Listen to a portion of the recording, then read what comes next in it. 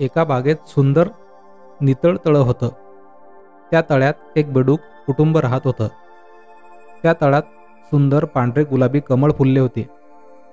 एके दिवशी त्या बागेच्या मालकाने आपल्या बागेतल्या तळ्याची शोभा वाढावी म्हणून एक सुबक खरी वाटावी अशी बगड्याची मूर्ती तळ्यात आणून बसवली. सगळे बेडूक कुटुंब तळ्यात काहीतरी वेगळं घडत आहे हे पाहत होते. तो तळ्याचा मालक निघून जाईपर्यंत बेडूक कुटुंब तिथून काही हलले नाही. एका धाडसी बेडकाने हिंमत करून पाण्यातून उंच उसळी मारली. त्याने जे बाहेर पाहिलं ते पाहून त्याला धडकी भरली. त्याची घाबरगुंडी उडाली. लगेचच त्याने अत्यंत वेगाने तळ्यात झेप घेतली. त्यानंतर एक असा भीतीदायक पक्षी उभा असलेला पाहिला.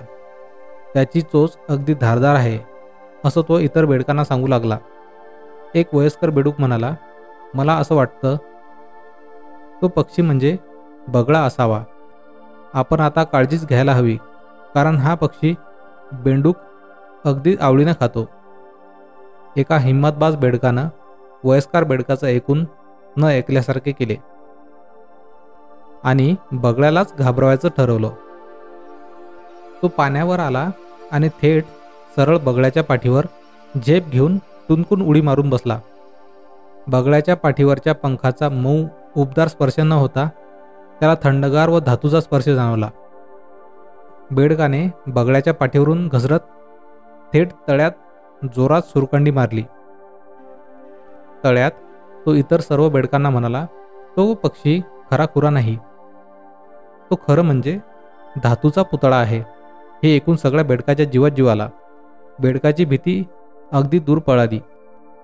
सगळ्या बेडकांनी पाण्यातून बगळ्याच्या पाठीवर उंच झेप घेतली. बगळ्याच्या पुतळ्याच्या पाठीवर ते आनंदाने नाचू लागले. हसत खेळत मौज मजा करू लागले. Moral stories in Marathi for kids पॉडकास्टचा हा एपिसोड जर आपणास आवडला असेल तर या पॉडकास्टला फॉलो करून शेअर करायला विसरू नका. धन्यवाद.